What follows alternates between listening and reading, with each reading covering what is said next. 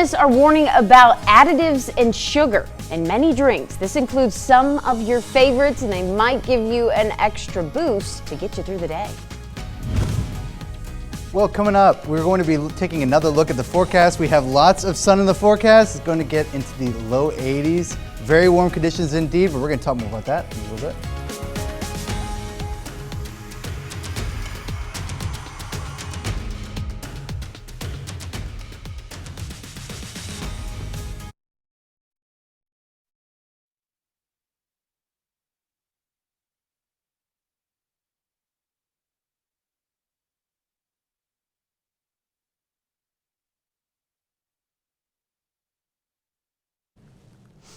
What did you call me when you told me to stand by? Oh, it didn't come out as Adam, did it? You didn't call me Adam. Are you telling the truth? Are you sure? Adam, I mean, sorry. You unfortunately. Uh-huh, okay. I'm watching you, Drake. Well, I don't know. There's a camera in there. Don't look at the camera, Drake. I'm in your walls.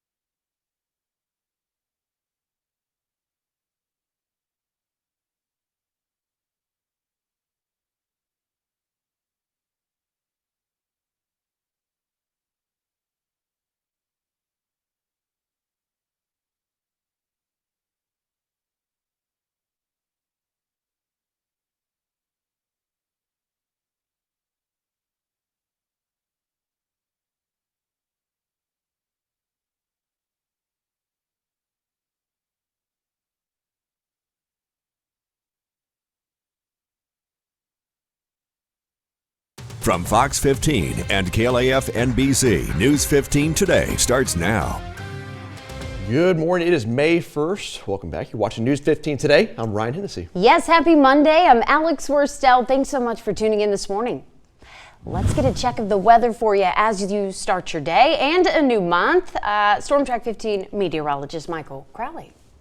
Michael, what do you have for us this morning? Well, we don't have much going on in the forecast, but we do have some very beautiful weather in store for you guys. Taking a look at what we have for the out the door forecast. No complaints from anyone, and if there are, well, it's going to be a beautiful day regardless. 66 degrees by the time you get to later portions of the morning time. No issues at all for today, but we do have some stuff on the horizon a little bit later on. But now all we're really seeing is maybe a little bit of patchy fog starting to get lifted up by some warmer air in the atmosphere right now. Looking over at Lafayette, we are seeing 63 degrees, clear skies, no issues, but we do have some rain chances by the end of the week we need to talk about. All right, we will check back in for those rain chances a little bit later on. Thank you, Michael. Well, as the weather continues warming up, you may want to actually take extra precautions when venturing outdoors or playing in your yard. With health experts anticipating this year's tick season could be an active one. Chris DeMayo, has more. Scientists and doctors warn this year's mild winter could make for a more active tick season this spring and summer. If there is not snow on the ground and the ground is thawed, chances are there are ticks about. According to data collected by the National Institutes of Health, most adult ticks do well in temperatures at or above roughly 45 degrees and in areas with humidity of at least 80%. It does look like having warmer winters does play a role in spreading tick-borne infections because the ticks will be out earlier and many more will have probably survived the winter. Because some scientists say fossil fuel use is causing global temperatures to rise, the warming temperatures could be helping tick populations spread to new areas. The black-legged tick formerly known as the deer tick. They're now found in many more counties across many more states than a decade or two ago. The Lone Star tick. It normally was a tick that was found in the South, Texas and southern states. Now we find it all the way up the Northeast coast, up into Maine, going up into the upper Midwest as well. A bite from black-legged ticks can cause Lyme disease. Symptoms can include fever, muscle, joint pain, and chills. If left untreated, conditions can worsen to include heart problems. The CDC estimates nearly 476,000 people in the U.S. are diagnosed with Lyme disease every year. Ticks like living in areas with tall grass and trees. Health experts recommend spraying your clothes and hiking gear with bug spray, covering up exposed skin and wearing hats, and checking yourself for ticks before getting back into your car or house.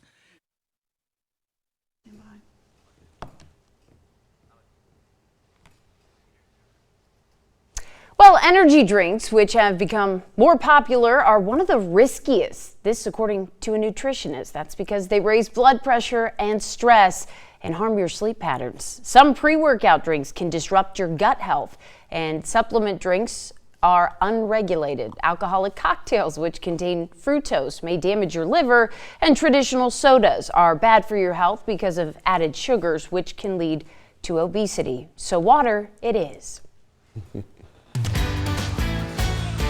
We probably know this. Computers are a part of everyday life, right? And they're getting a stronger grip on the working world. A new report from the World Economic Forum says they could play an increasingly significant role in future employment. John Lawrence reports this morning.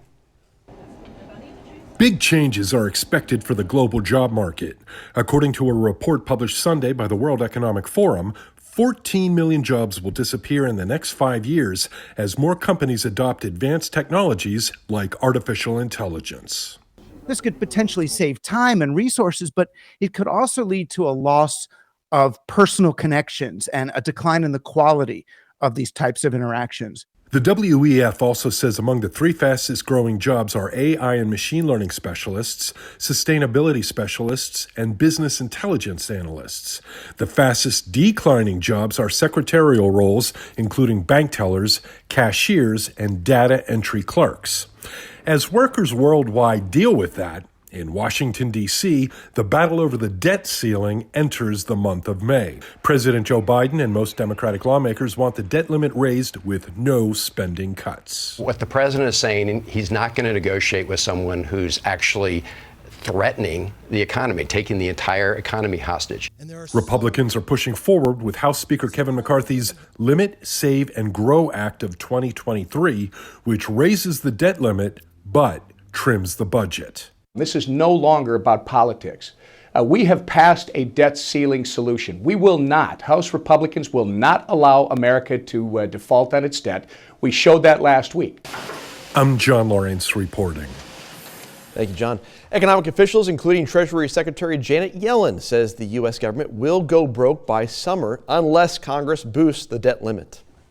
Well, the Bureau of Labor and Statistics says workers were paid 1.2% more in the first quarter of the year. Now, this compared to the previous 3 months. It's called the Employment Cost Index, and the feds watch it closely. When businesses pay people more, they typically pass that cost on to consumers, feeding inflation. And as a result, economists expect the feds to raise interest rates by a 1/4 point at its meeting next week.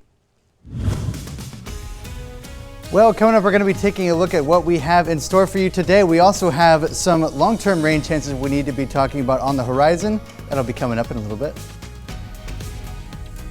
3 of the first 4 players the New Orleans Saints selected in the NFL draft were linemen, filling what head coach Dennis Allen calls some need on the team. We'll talk about it coming up here. Hey, look at that. You know where it's all about trains this morning. We're at the Orphan Train Museum in Opelousas. Oh, look, the trains arrived. Don't go away.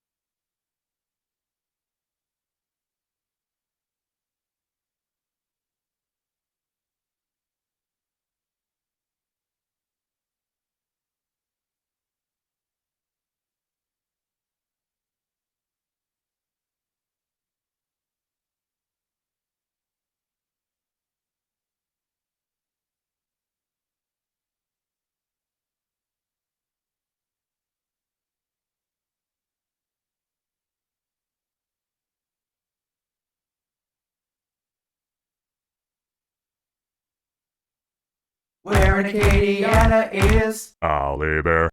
Welcome back. It is 5:38 this morning. You may not know much about the Louisiana Orphan Train Museum. It remembers orphans brought to Opelousas over 100 years ago. It is a very compelling story if you haven't heard it. And now there's even a documentary about it. Al Aubert is at the museum. He's live discussing the history, the film, and St. Landry tourism. Al, good morning. Hey, I got to tell you, this is such an interesting place.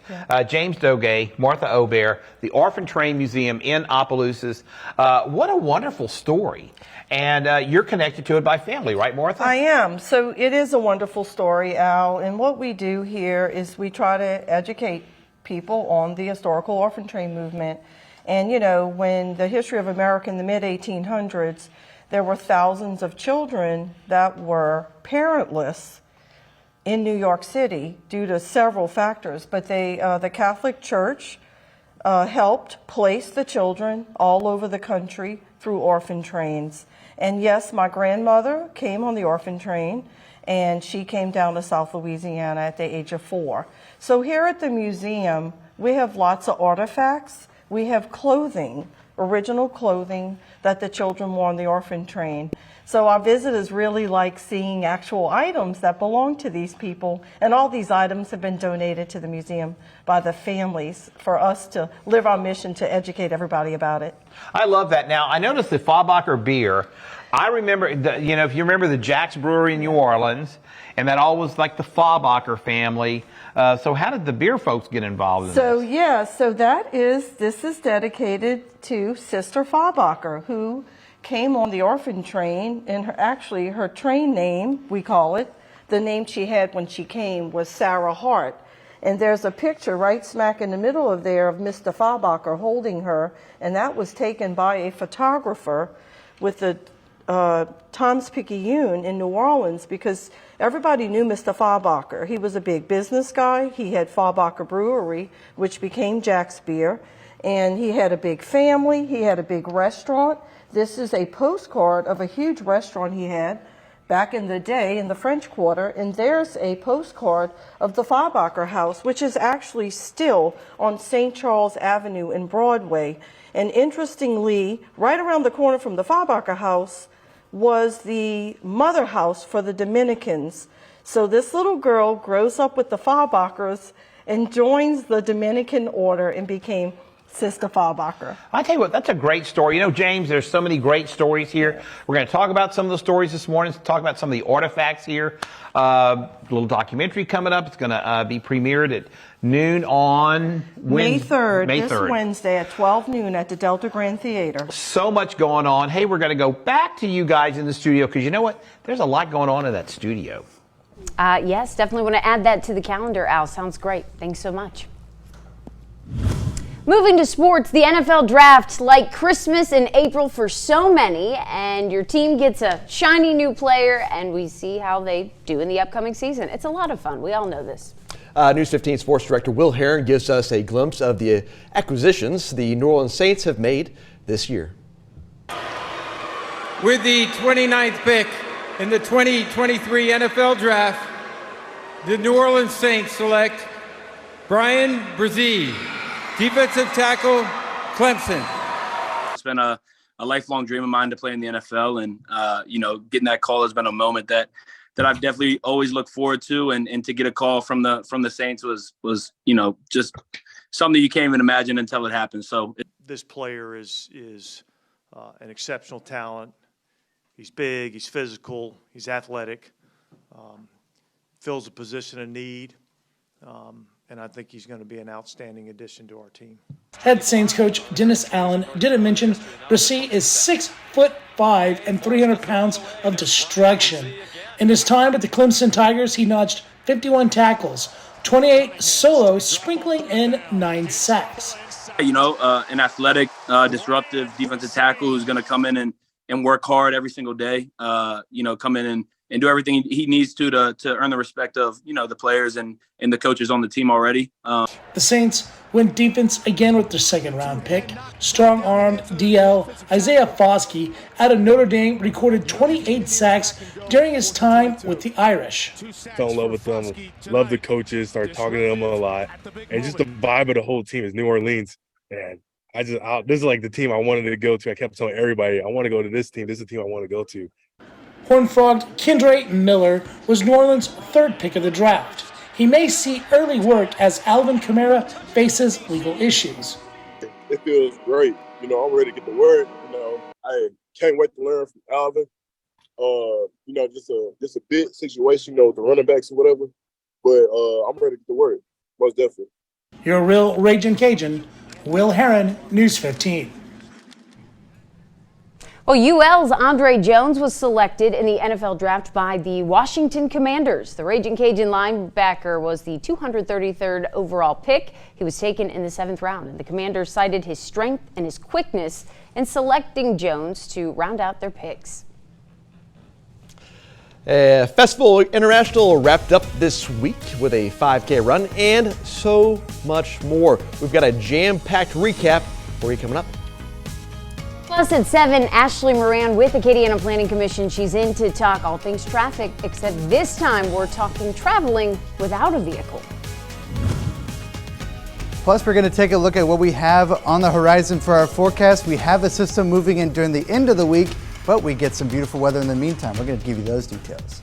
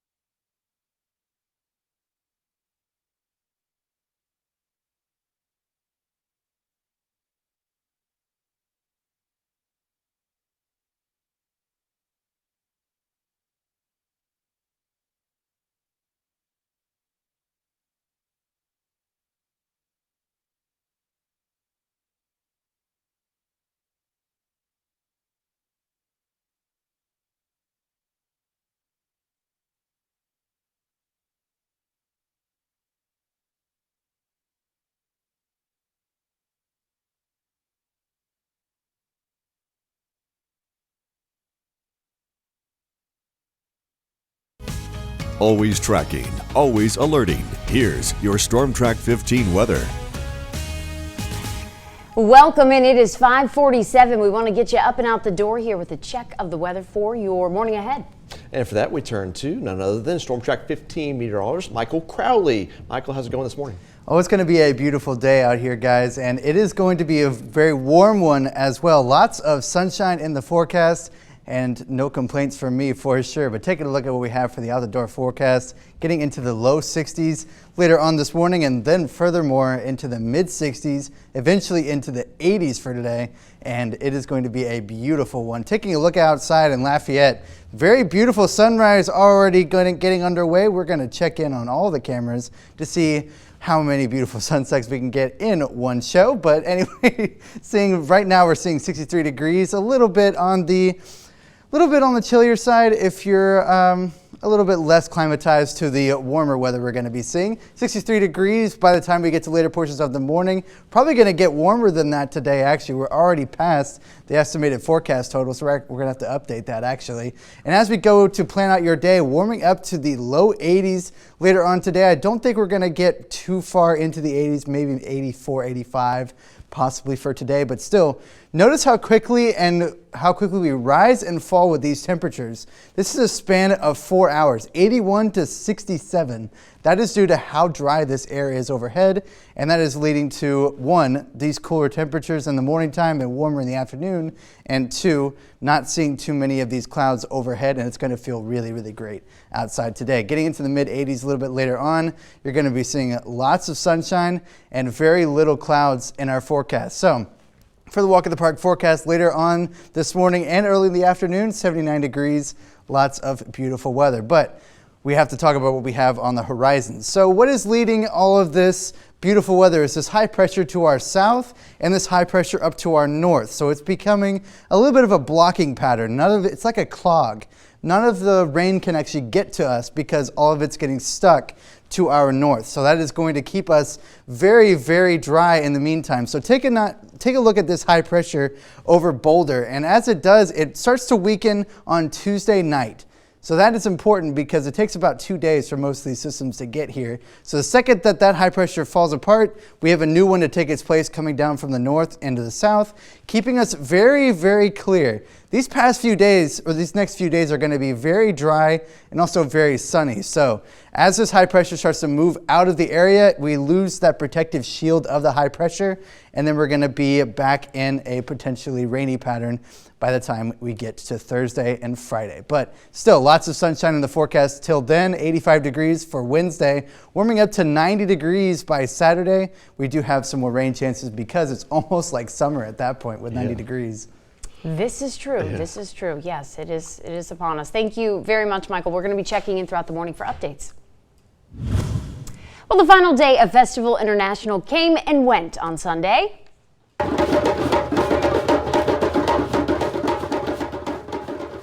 And as many of you can agree, it was a great time enjoying live music, some of Louisiana's best food, and handcrafted artwork. Festival International is one of the biggest festivals here in the Hub City, and it attracts visitors from up to 48 states and 26 countries during a typical year.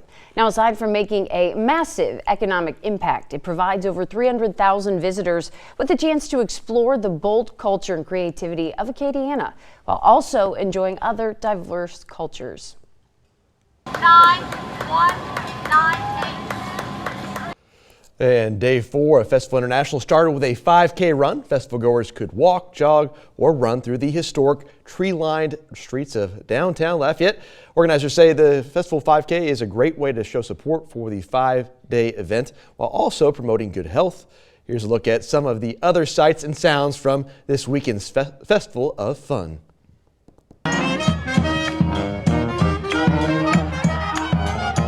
Beautiful music, beautiful people, beautiful drinks. It is a blast. It's my first time, so I'm like experiencing this for the first time and I'm loving it. It's the food, the people, the outfits, I love it all.